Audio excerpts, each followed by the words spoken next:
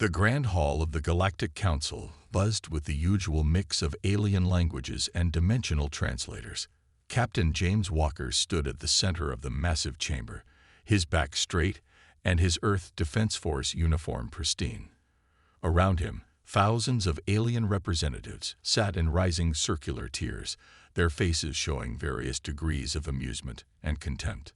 "So," spoke the High Counselor, a being of pure energy contained within a crystalline structure, "Earth wishes to present its new vessel for evaluation and recognition." The translator couldn't quite hide the mockery in the tone.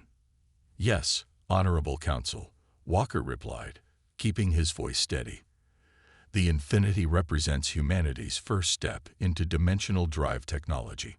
He activated the holographic display, showing the sleek vessel that had taken Earth's best minds 15 years to develop. Laughter erupted from multiple sections of the chamber. A tall, blue-skinned representative stood up, his 6 eyes blinking in sequence. "They're proud of a simple space-fold drive. My species mastered fourth-dimensional travel 1,000 years ago." More laughter followed. Walker felt his face grow hot, but he maintained his composure. Behind him, his crew members, First Officer Robert Pine and Chief Engineer Lisa Gray, stood at attention, their faces masks of professional indifference. The Infinity can successfully navigate through the third dimension and partially access the fourth, Walker continued, raising his voice slightly to be heard over the continuing chuckles. "We believe with further development." "Further development," interrupted another representative, this one a swirling mass of geometric patterns. "While you're struggling with basic dimensional physics, the advanced races are already pushing into fifth-dimensional space. This is like watching a child proud of learning to walk." The High Counselor raised a tendril of energy, calling for order. "Captain Walker, while we appreciate Earth's efforts to join the greater galactic community, this technology is far too primitive for serious consideration. Your species will remain classified as a Tier 7 civilization until you can demonstrate more advanced capabilities." Walker's jaw tightened. Tier 7, just one step above pre-spaceflight civilizations. It was an insult to everything humanity had achieved, but he knew arguing would only make things worse. "Thank you for your time, Honorable Council," he said, bowing slightly. As he and his crew turned to leave, the whispers and snickers followed them out of the chamber. In the corridor outside, Lisa finally let her frustration show. "Those arrogant." She stopped herself, taking a deep breath. "They don't know what we're really capable of." "No, they don't," Walker agreed quietly, making sure no alien delegates were within earshot. "And that's exactly how we want it." Robert checked his quantum communicator, a small smile playing on his lips. "Message from Earth Command. Dr. Stone reports the latest tests were successful. The real Infinity is ready." Walker nodded, his earlier humiliation replaced by a sense of anticipation. Let them laugh. Let them dismiss humanity as primitive and backwards. They didn't know about the hidden facilities deep beneath Earth's quantum laboratories. They hadn't seen the true breakthrough that Dr. Anna Stone and her team had achieved. Not just fourth or fifth dimensional travel, but access to the seventh dimension itself. The 3 officers made their way to their simple transport vessel, the one they'd arrived in deliberately to maintain appearances. As they prepared for departure, Walker looked out at the massive space station that housed the Galactic Council.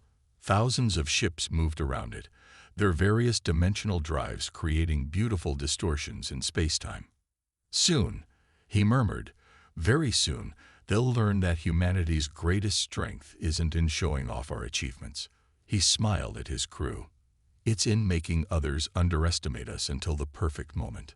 The transport detached from the station, and as they headed back to Earth, the continuing laughter of the Council faded behind them. But Walker knew something they didn't. When humans laugh last, they laugh best. And humanity's moment was coming faster than anyone in that chamber could possibly imagine. 3 kilometers beneath the Pacific Ocean floor, in a facility unknown to most of humanity and all alien species, Dr. Anna Stone watched numbers flow across her quantum display. Her eyes hadn't left the screen for hours, tracking the impossible calculations that proved what aliens thought impossible. Dr. Stone called out her assistant, Tom Wells, from another console. The seventh-dimensional particle is stable. It's actually stable. The underground lab hummed with energy. Massive quantum computers lined the walls, their processing power dedicated to calculating dimensional algorithms that would make any alien scientist's head spin. The room's center held something special, a floating sphere of pure energy, suspended in a containment field that cost more than most countries' yearly budgets. "Record everything," Anna commanded, her tired eyes now bright with excitement. "This is what we've been waiting for." She looked at the sphere, where reality itself seemed to bend and twist. Inside it, a tiny probe existed in 7 dimensions at once. The lab's heavy doors slid open with a hiss. Admiral Thomas Reed walked in, his presence making the scientists stand a little straighter. "Dr. Stone, I just received word from Captain Walker. The Council took the bait. They think we're struggling with 4th-dimensional physics." Anna allowed herself a small smile. If they only knew what we actually struggled with. She gestured to her screens. The real breakthrough came when we stopped trying to copy their methods. Every alien race moves through dimensions in sequence. 3rd, 4th, 5th. We asked, why not skip straight to 7? The Admiral moved closer to the containment sphere, watching the reality-bending effects with a mix of awe and pride. And that's what they'd never expect, isn't it? They're so focused on their linear progression that they've missed other possibilities. "Exactly," Tom chimed in, pulling up a holographic model. "It's like, imagine climbing a ladder. They're all fighting to reach the next rung. But we found a way to jump straight to the top. Dangerous. Yes. Impossible according to their science. Absolutely. But here we are." Anna walked to another section of the lab where a wall-sized window looked out into an enormous underground chamber. There, suspended in a web of energy fields, floated the real infinity. Not the decoy shown to the Galactic Council, but humanity's true masterpiece. "How long until it's ready?" the Admiral asked, joining her at the window. "The drive is stable now," Anna replied. "We can move through all 7 dimensions simultaneously. The power requirements are massive, but we've solved that with the 0-point energy collectors. The real challenge was keeping the crew alive during the dimensional shifts." She pressed a button, bringing up the ship's internal schematics. "We created a bubble of stable space-time inside the ship. While the drive bends reality around us, the crew experiences normal 3-dimensional space.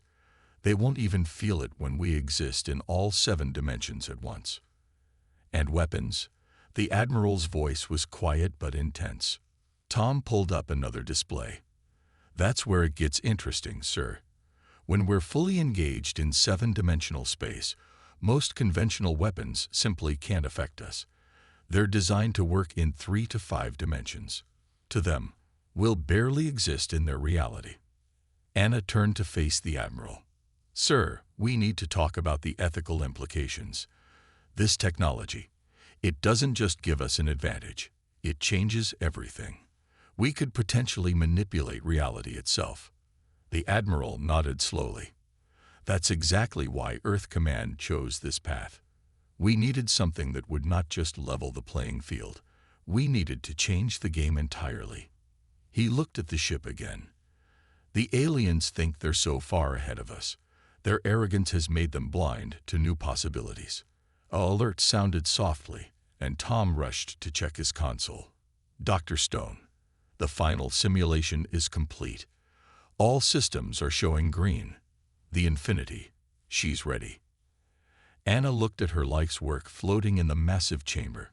Years of secret development, countless failed attempts, and now success. The aliens' laughter at the council meeting still echoed in her mind, but she wasn't angry. Soon, that laughter would turn to astonishment, then fear, then respect. "Send word to Captain Walker," the Admiral ordered. "Tell him to prepare his crew.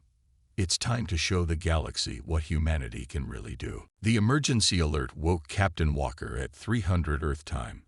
Red lights flashed through his quarters on the decoy Infinity as the ship's AI announced an incoming transmission from the Galactic Council. He knew this day would come, but not so soon. "Put it through to my room," he ordered, quickly putting on his uniform. A holographic display flickered to life, showing not just the High Counselor, but the leaders of the 5 most powerful alien races in the galaxy. Captain Walker, the High Counselor's energy form, pulsed with obvious agitation. "Your species has been found guilty of dangerous technological experimentation." Walker kept his face neutral. "I don't understand, Honorable Council. You just saw our simple fourth-dimensional attempts last week." A massive being made of crystalline structures leaned forward. "Do not play games, human. Our deep space sensors detected unusual dimensional activity near your solar system. Activity that should be impossible for your level of technology." "We have proof," added another council member, this one a swirling cloud of metallic particles. "Our probes recorded energy signatures consistent with dimensional manipulation far beyond fifth-dimensional space. You have been developing this technology in secret." Walker's mind raced. The tests of the real Infinity must have caused bigger ripples through space-time than Dr. Stone had predicted. But they couldn't know the full truth. Not yet.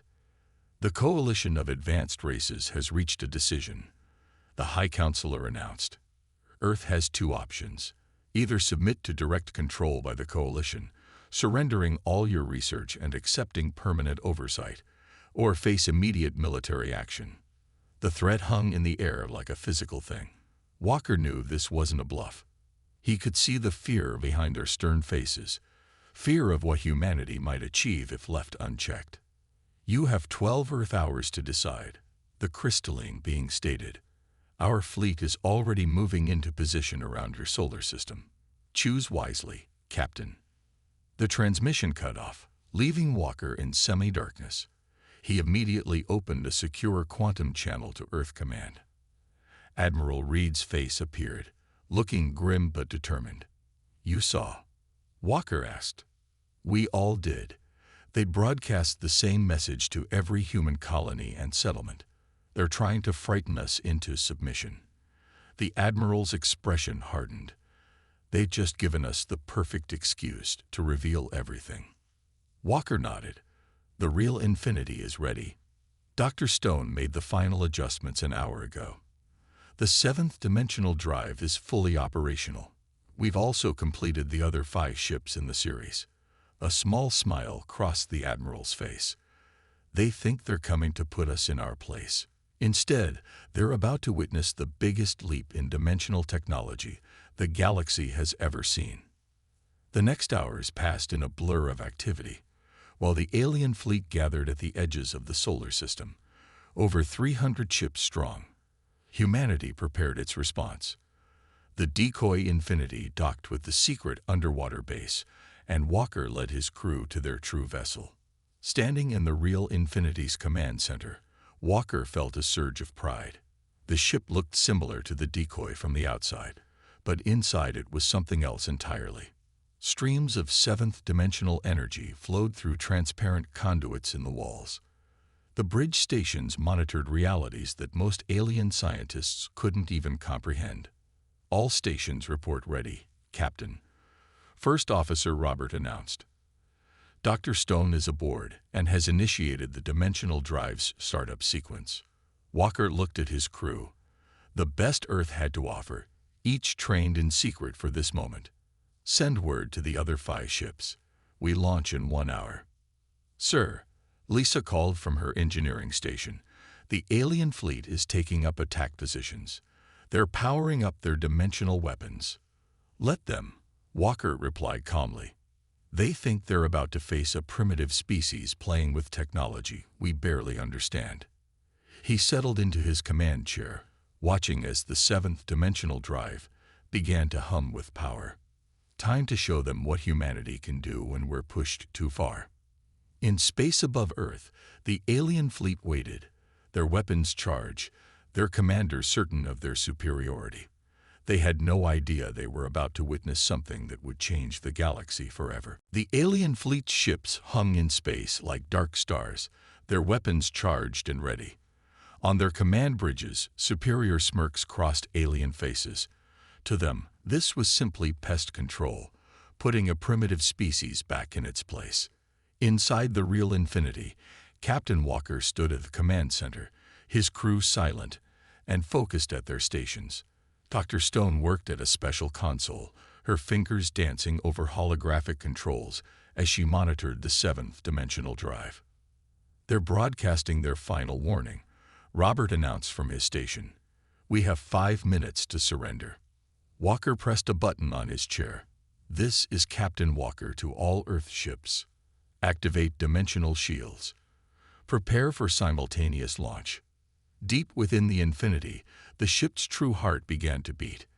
The seventh dimensional drive hummed with power that defied conventional physics. Reality itself seemed to bend around the vessel's hull. "Drive at 90%, Dr. Stone reported. "Reality matrix is stable. Dimensional bubble is holding." Walker took a deep breath. Launch. 6 Earth ships, the real Infinity and her sister ships, burst from their hidden underwater base. They shot upward through the ocean, breaking the surface in a display that made the alien fleet shift nervously. "Enemy vessels are locking weapons," Lisa called out. "They're charging their 5th dimensional cannons." "Let them," Walker said calmly. "Dr. Stone, take us beyond." The scientist nodded and activated the full power of the drive. Inside the infinity, reality twisted. The view screen showed impossible colors as the ship existed in multiple dimensions simultaneously. The alien fleet opened fire, beams of 5th-dimensional energy, weapons that could tear apart space-time itself, shot toward the Earth vessels. But something impossible happened. The beams passed through the Earth ships as if they weren't there. "What's happening?" An alien commander demanded, his 6 eyes blinking rapidly. "Our weapons are having no effect." In the Infinity's command center, Dr. Stone smiled. "We're now existing in 7 dimensions simultaneously. Their weapons are trying to hit a target that exists in realities they can't even perceive." Walker nodded. "Show them what we can do. Take us through their fleet." The Infinity moved forward, but not in any way the aliens could understand. The ship didn't just fly through space. It phased through dimensions. One moment it was in front of an alien vessel, the next it was behind it, then inside it without causing any damage, then above it. "Their sensors are going crazy," Robert reported, almost laughing. "They can't track us. We're everywhere and nowhere at once." The alien fleet broke formation, ships turning in confusion as the 6 Earth vessels danced through their ranks like ghosts. Weapons fire passed harmlessly through the human ships as they existed partially in dimensions the aliens couldn't reach. On the Galactic Council's emergency channel, panic spread. "Impossible. They've mastered 7th dimensional travel. They'd broken every law of physics we know." "Not broken," Dr. Stone murmured, even though they couldn't hear her. "We just found a better way." Walker opened a channel to the alien fleet. "This is Captain James Walker of Earth. As you can see, we're not as primitive as you thought. Your weapons cannot harm us. Your shields cannot stop us. We exist in dimensions your science hasn't even theorized about." The Infinity phased through the alien flagship, emerging on the other side like a dream becoming real. "We could destroy your entire fleet right now," Walker continued. "We could phase your ships into separate dimensions or collapse the space-time around you. But we won't. Because unlike you, we don't believe in bullying those who are different." Silence filled the command center as they waited for a response. Finally, the High Counselor's voice came through, trembling slightly. "What are your terms?" "Simple," Walker replied. "You will withdraw your fleet. You will acknowledge Earth as an equal member of the galactic community. And you will remember this day, not as the day Earth surrendered, but as the day you learned that appearances can be deceiving." The 6 Earth ships formed a circle around the alien fleet, their seventh-dimensional drives creating a spectacular light show as they shifted through multiple realities at once. In that moment, every alien commander knew the truth. The galaxy's balance of power had just shifted dramatically. And it had shifted because they made the oldest mistake in the universe. They underestimated humanity. In the hours following the Infinity's demonstration, chaos erupted across the galaxy. The alien fleet remained frozen in space, their mighty weapons powerless against Earth's seventh-dimensional technology. Inside their ships, sensors burned out trying to understand what they were seeing. Another scanning attempt from the alien flagship, Lisa reported from her station on the Infinity. Their instruments are literally melting as they try to analyze our dimensional signature. Dr. Stone nodded, monitoring her own readings. They can't comprehend it. Imagine trying to understand a cube when you can only see in 2 dimensions. That's their problem. Their science is too linear. Captain Walker stood at the center of the bridge, watching the holographic display as it showed their 6 ships, maintaining a perfect formation around the alien fleet. Each Earth vessel existed in 7 dimensions at once, appearing to blur and shift as they phased through multiple realities. "Sir," Robert called out, "we're getting thousands of transmissions from across the galaxy." Everyone saw what happened. The Galactic Council's communication channels are overloaded. A series of small explosions lit up space as several alien ships' sensor arrays overloaded, unable to process the impossible readings from the Earth vessels. The aliens had never seen anything like this. Ships that could simply ignore the laws of physics as they knew them. "Captain," Dr. Stone said suddenly, "I'm detecting something interesting. The alien fleet's dimensional drives are actually destabilizing just from being near us. Our 7-dimensional field is affecting their primitive systems." Walker opened a channel to the alien fleet. "This is Captain Walker. I suggest you power down your dimensional drives immediately. The reality distortions from our ships are interfering with your technology. We don't want any accidents." The response was immediate. Across the alien fleet, ships began shutting down their drives. The once mighty armada now floated helplessly in space, their most advanced technology rendered dangerous by mere proximity to humanity's achievement. Inside one of the alien ships, a sensor operator turned to his commander in panic. "Sir, I don't understand these readings. The human ships, they're everywhere at once. They exist at every point in space around us simultaneously." Dr. Stone smiled as she overheard the transmission. "They're partially right. We're not just moving through space. We're moving through dimensional planes. We exist in multiple realities at once, anchored by our stable 3-dimensional bubble." To demonstrate her point, she made a subtle adjustment to the Infinity's dimensional field. The ship briefly appeared to split into hundreds of copies, each one existing in a slightly different reality, before merging back into a single vessel. The alien fleet's commanders watched in horror as their most advanced tracking systems failed to lock onto any of the Earth ships. Every time they thought they had a fix on one of the vessels, it would shift into another dimension, becoming as insubstantial as a ghost. "Ma'am," Tom's voice came through on a secure channel from Earth's quantum labs. "The readings we're getting are extraordinary. The 7th-dimensional drive is performing beyond our highest expectations. You've created something that rewrites the laws of physics." Lisa's console suddenly lit up with alerts. "Captain, several alien ships are showing signs of structural stress. Their hulls weren't designed to handle exposure to this many dimensional fields at once." Walker quickly opened all channels. "All Earth ships, increase your dimensional separation. We don't want to accidentally tear their fleet apart." He paused, then added, "Unless they force us to." The 6 Earth vessels adjusted their positions, each one sliding through multiple dimensions with perfect control. To the alien observers, it looked like reality itself was breaking apart around the human ships. Space twisted and bent, light divided into impossible colors, and the very fabric of the universe seemed to dance at humanity's command. In the Galactic Council's emergency session, panic had given way to stunned silence.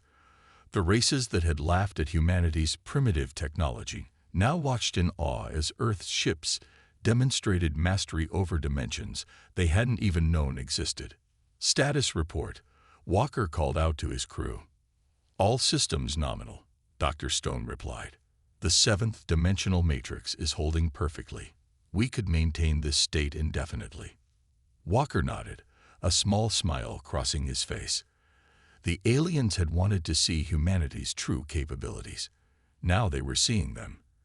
And the sight was breaking their understanding of reality itself. 2 days after the initial confrontation, Earth revealed its full hand. From hidden bases across the solar system, 30 more seventh-dimensional ships emerged into space.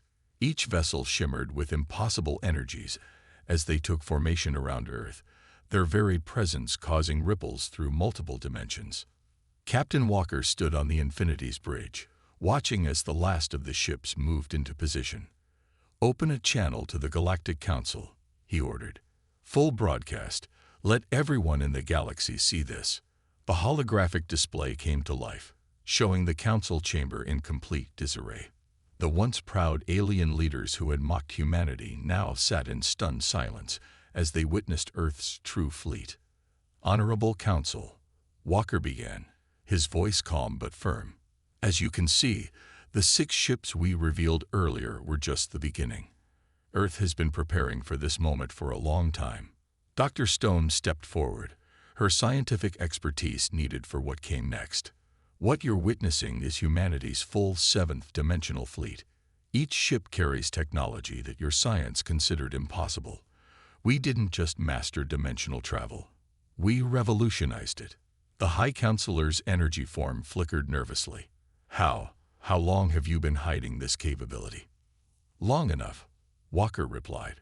"While you mocked our primitive attempts at 4th-dimensional physics, we were looking beyond. We saw how each of your races focused on linear progression through dimensions. But humans, we think differently." On cue, the Earth fleet performed a synchronized dimensional shift. 36 ships phased through multiple realities at once, creating a display of power that made the alien sensors overload and shut down. "Your fleet remains surrounded," Walker continued. "Your weapons are useless against us. Your most advanced scanning technology can't even properly detect our ships. By your own laws of warfare, we have achieved total tactical superiority." The crystalline being who had once laughed at Earth's technology spoke up, fear evident in its voice. "What are your demands? What price must we pay for peace?" Walker looked at Dr. Stone, then back at the council. "Nothing." Confusion spread through the alien ranks, the metallic cloud being swirled in agitation. "Nothing. You have us at your mercy and demand nothing." "That's right," Walker confirmed. "Earth doesn't want conquest or revenge. What we want is respect and recognition, not as superiors, but as equals." Dr. Stone stepped forward again. "We're prepared to share some of our discoveries, not the full 7th-dimensional technology. You're not ready for that, but we can help you understand where your current dimensional theories went wrong." The Earth fleet shifted again, this time creating a perfect sphere around the planet. Each ship pulsed with energy that defied conventional physics, a reminder of humanity's achievement. "Here are our terms," Walker announced. "First, Earth will be recognized as a full member of the Galactic Council, with all rights and privileges. Second, all hostile actions against Earth and its colonies will cease immediately. Third, we will establish a new scientific exchange program, with appropriate safeguards." The High Counselor's energy form stabilized slightly. "And if we agree, then we move forward together," Walker replied. "Earth has no desire for dominance. We've seen enough of history to know that empires built on fear eventually fall. We prefer to build bridges, not walls." As if to demonstrate this point, the Earth fleet powered down their weapons systems while maintaining their dimensional fields. It was a calculated risk, but also a powerful message. Humanity could be both strong and merciful. The council chamber erupted in discussion. Races that had been enemies for millennia found themselves united in astonishment at humanity's approach. They had expected revenge, demands for reparations, or even subjugation. Instead, they got an offer of partnership. One more thing, Walker added, his voice carrying across the galaxy. The next time you encounter a primitive species, remember this day. Remember how humanity surprised you. Because somewhere out there, another race might be thinking differently, seeing possibilities you never imagined. The Earth fleet held its position, 36 ships existing in 7 dimensions at once, a testament to human ingenuity and creativity. But it was humanity's choice of mercy over vengeance that truly began to change the galaxy's perspective. The age of mockery was over. The age of cooperation was about to begin. 1 year after Earth's revelation of 7th-dimensional technology, the galaxy had changed beyond recognition. The Great Hall of the Galactic Council, once a place of mockery for humanity, now hosted the First Dimensional Science Summit. Captain Walker, recently promoted to Admiral, stood at the podium where he had once been laughed at. But this time, thousands of alien representatives leaned forward eagerly, hanging on his every word. The principles of 7th-dimensional physics, he explained, require us to think beyond traditional boundaries. This is why Earth has established the Dimensional Defense Treaty, ensuring this power remains a force for peace. Dr. Stone, now heading the Interstellar Science Exchange, operated a holographic display showing controlled demonstrations of dimensional technology.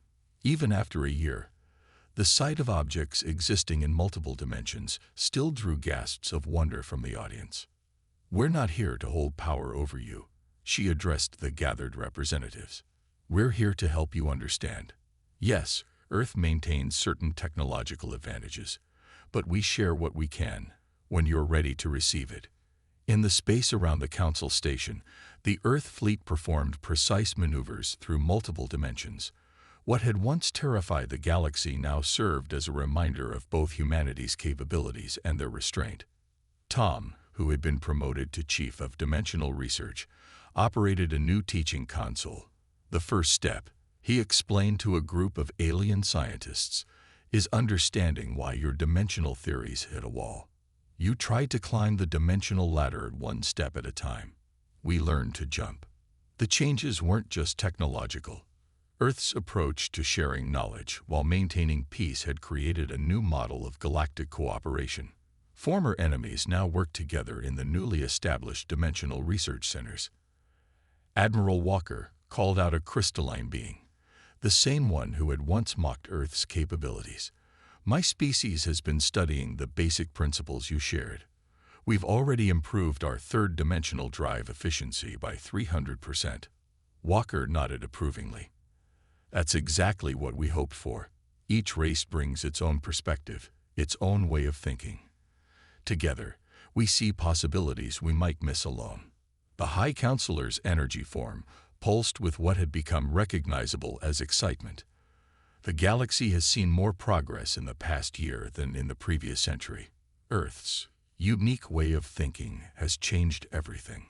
Dr. Stone pulled up another display, showing the latest project, a joint human-alien venture to explore the edges of known space. Our ships now work together. Earth vessels handle the higher dimensional aspects, while your ships excel in their specialized roles. In one corner of the chamber, Robert, now a captain himself, demonstrated the new emergency response system. Earth's 7th-dimensional ships could reach any point in the galaxy within minutes, providing aid and assistance wherever needed. "The key was learning to trust each other," Walker continued. "Earth could have used this technology for dominance. Instead, we chose to become guardians, protectors, teachers." Lisa, promoted to Fleet Engineering Chief, monitored the dimensional field readings across the galaxy.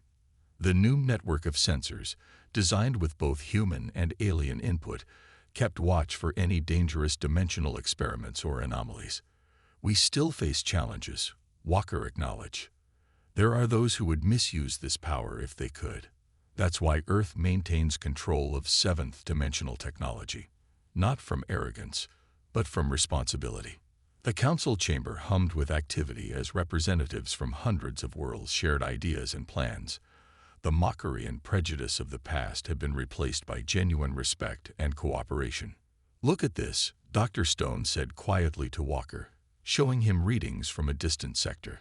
That group of younger races we're mentoring. They've already developed their own unique approach to fourth-dimensional physics, different from both ours and the traditional methods. Walker smiled.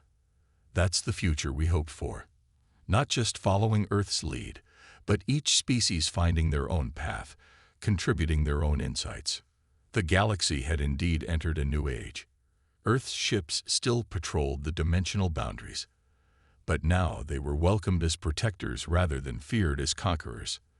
The laughter that had once echoed through the council chamber had been replaced by something far more valuable: respect, understanding, and hope. Humanity had proved not only their technological prowess, but their wisdom.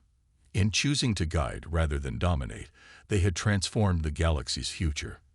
The seventh dimension had changed everything, not just in physics, but in how different species saw each other and worked together. The age of mockery was long gone. The age of cooperation had fully arrived.